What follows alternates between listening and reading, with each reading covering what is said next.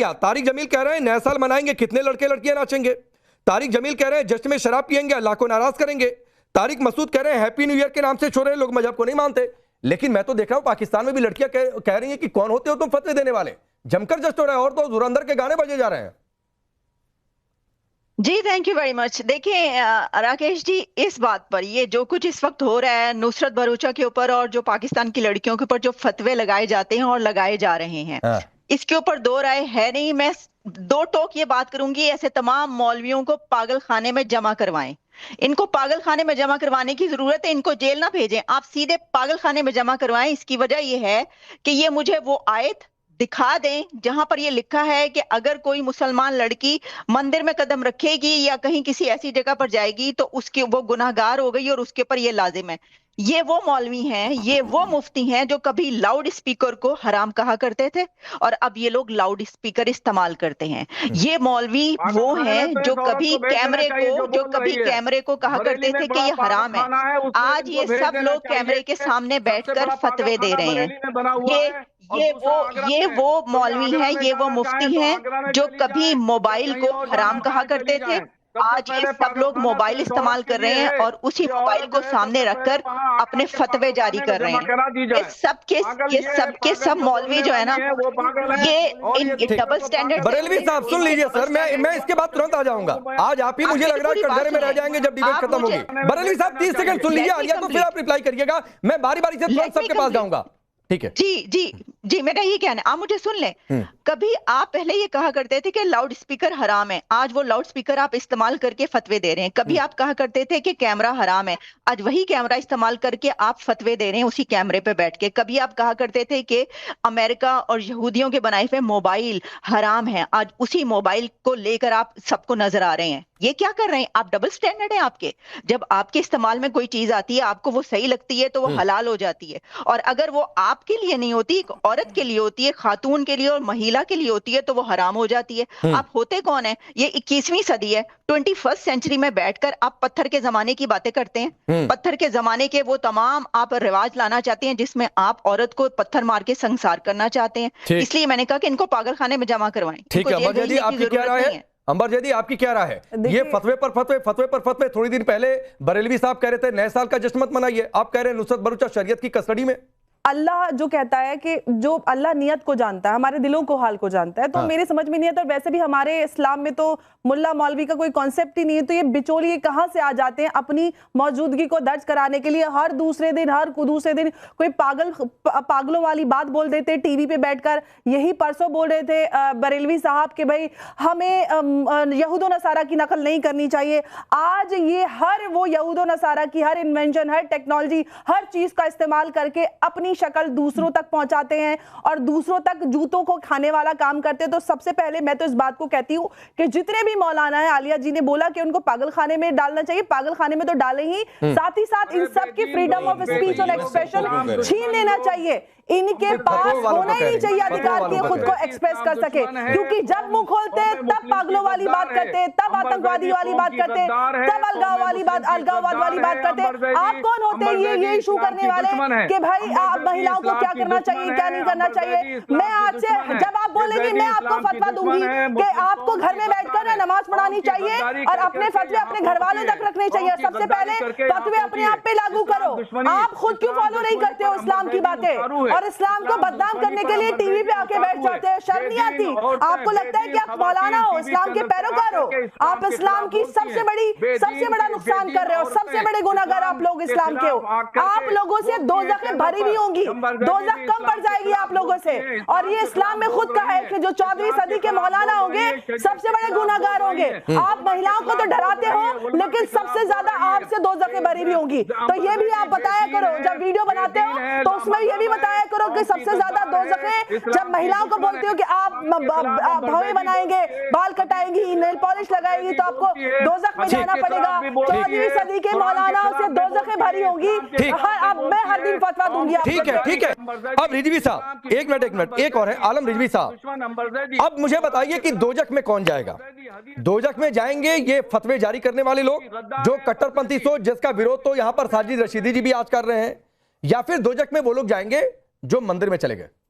या फिर जो इन फतवों को नहीं मान रहे हैं? बहुत बहुत शुक्रिया। देखिए, मैं सबसे पहले बता दूं, बहुत ईमानदाराना, क्योंकि डिबेट बड़ी अच्छी हो रही है, तो सबसे बड़ी बात यह है और सबसे अहम बात यह है कि हमारा दीन इस्लाम जो है वो एक सेकुलर दीन है।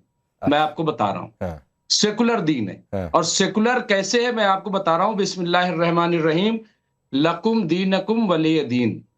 हमारा दीन हमारे साथ, आपका दीन आपके साथ, और यही सेकुलरिज्म है, सिखाता है। और दूसरी चीज कहता है कि ला इकराहा फिद्दीन, दीन में किसी किस्म का जबर नहीं है। तो ये बहुत पढ़ी जाने वाली आयतें, इसमें बहुत ज्यादा वो नहीं है। तो इसलिए हमारा दीन एक तो सेकुलर है और दीन आजादी देता है, लेकिन जिस इदारे में और जिस इंस्टीट्यूशन में हम हैं वो हमें जरूर फॉलो करना पड़ेगा। आपने पूछा कि क्या सजा है, मैं आपसे पूछता हूं, नवरात्र में कोई मीट खा ले तो क्या सजा है? आप बताइए, दलित अगर वेद पढ़ ले तो उसकी क्या सजा है? कोई सजा नहीं है, वेद कोई भी पढ़ सकता है। अगर मंदिर चला जाए, जलेबी बना रहा है नए साल में बांटने के लिए। दलित अगर बड़ी अच्छी शुरुआत की, लेकिन साथ-साथ आगे भाई सुनिए, आप बताइए, मुमताज भाई सुनिए, अपनी असलियत पे आ गए। अरे मुमताज भाई सुनिए, शुरुआत अच्छी की, चलते चलते असलियत पे आ गए। एक सवाल, मुमताज भाई एक मिनट सुनिए, एक मिनट सुनिए तो सही, एक मिनट सुनिए तो सही। एक आदमी दूसरे इंस्टीट्यूशन में है, एक आदमी फिल्मी लाइन में है, एक्टर है, अदाकार है। नहीं रशीदी साहब, सुन तो लीजिए मैं तो इस तुलना के खिलाफ हूं। अरे नहीं, मैं तो इस तुलना के खिलाफ हूं। अरे वो अदाकारा है, अदाकारों का कोई धर्म नहीं होता। 30 सेकंड और देता हूं, एक मिनट, उसके बाद मैं झावेरी मैडम के पास जाऊंगा। अंबर होल्ड ऑन। नहीं सुनिए, एक तो अलबत्ता मैं आपकी इस तुलना से बिल्कुल सहमत नहीं हूं कि आप एक धर्म की तुलना आप कहें कि मान लीजिए कि आप इस्लामी मुसलमान हैं और मान लीजिए कि आप डीयू, ये कौन सी तुलना है भाई? जहां धर्म की बात धर्म तक रहने दीजिए, डीयू की बात डीयू तक रहने दीजिए। आप एक लाइन में बताइए, आप एक धर्म कुछ भी नहीं है। नहीं एक मिनट, रिजवी साहब मार रहे हो भाई। एक तो बरेलवी साहब का फतवा क्या आपकी नजर में ठीक है, पहली बात, और अगर ठीक है या तो आप विरोध कर दीजिए रशीदी साहब की तरफ, और अगर ठीक है और शरीयत की कस्टडी में है, गुनाह अजीम का शिकार है, तो क्या सजा मिलेगी मुझे बता दीजिए। क्या कहती है वो हम भी जानते हैं, एक मिनट, लेकिन सवाल ये है कि उन लोगों पर जो नास्तिक है, जो नहीं मानते, आप उनको कैसे मनवा लेंगे डंडा लेकर? एक मिनट प्लीज, संविधानिक देश में। रशीदी साहब अंबर अभी सिर्फ 30 सेकंड रिजवी साहब बोलेंगे। नहीं बताएगा शरीयत, और क्यों ना बताए शरीयत? टीवी पे बताओगे बैठ के? बताइए आप टीवी पे बताओगे बैठ के, जब लोग गालियां दे रहे हैं वो तो बताएगा ना। आप देखिए कितनी गालियां पड़ेंगी। करे न करे ये उसकी जिम्मेदारी। अरे तो छोड़ दो ना, अगर जो आपसे पूछे उसको बताओ, जो आपसे पूछे उसको बताओ। नहीं मैं ये जानना चाहता हूं, फतवा बगैर मांगे नहीं दिया जाता। रशीदी साहब, फतवा बगैर मांगे दिया ही नहीं जाता। इनसे पूछो किसने मांगा फतवा। एक minute, PhD degree holder Rizvi साहब से मैं एक चीज जानना चाहता हूं। फतवे का मतलब ही आप नहीं समझे। इसका मतलब फतवे का मतलब है जब कोई आपसे फतवा मांगे, हाँ ठीक है, इनसे पूछो किसने मांगा है फतवा। ठीक है, मैं इस पर पूछो इनसे किसने मांगा फतवा। मैं एक मिनट, जबरदस्ती फतवा थोड़ा दिया जाता है। रशीदी साहब रुक जाइए, आज आप अकेले सब पर भारी पड़ेंगे, मुझे पता है। रिजवी साहब, अरे रिजवी जी मेरा सवाल सुनिए सर। मुमताज भाई, रिजवी एक minute please, Rashidi please hold on please. Rizvi ji अरे सुनिए, अभी मुझे सिर्फ और रिजवी को रखिए, मुझे और सिर्फ रिजवी को रखिए। मैं रिजवी जी आपसे एक चीज जानना चाहता हूं, आपने डिग्रियां क्या ली मुझे उससे लेना देना नहीं है। आप मान रहे हैं कि बरेलवी साहब का फतवा ठीक है। अब मुझे आपसे एक चीज जानना है कि मान लीजिए नुसरत भरूचा तौबा नहीं करती हैं, कलमा नहीं पढ़ती हैं, मान लीजिए कई सारे मुसलमान जाकर नए साल का जश्न मनाएं, बारात में डांस कर लें, सब शरीयत के हिसाब से गुनहगार हैं, ऐसे लोगों को क्या सजा मिलती है? मैंने आपको बताया ना, मैंने आपको बताया कि दीन इस्लाम वो है। मैं आपको बहुत आसान समझा दूं, मूर्ति पूजा हराम है। साजिद साहब मानते हो? नहीं, मुझे ये जानना है, अगर या तो कह दीजिए शरीयत के हिसाब से गुनाह नहीं है। अरे मैं दूध नहीं सर, ये किसी धर्म की क्लास नहीं है। नहीं एक मिनट रशीदी जी, नहीं ये मुफ्ती पूजा है कि नहीं है, मुझे इस पर डिबेट नहीं करनी है। मैं सिर्फ जानना हूं कि अगर ये सब कुछ शरीयत में गुनाह है तो इसकी सजा क्या है? मैं बता रहा हूं। अरे हराम किसके लिए है मेरे भाई? आप पहले ये तो पता कर लो नुसरत भरूचा है क्या?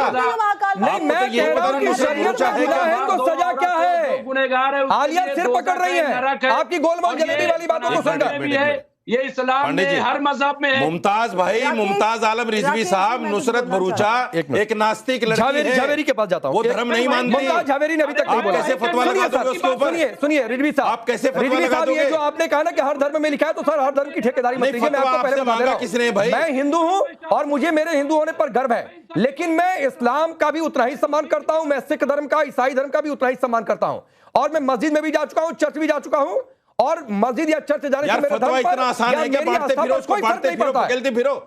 किसने मांगा फतवा आपसे?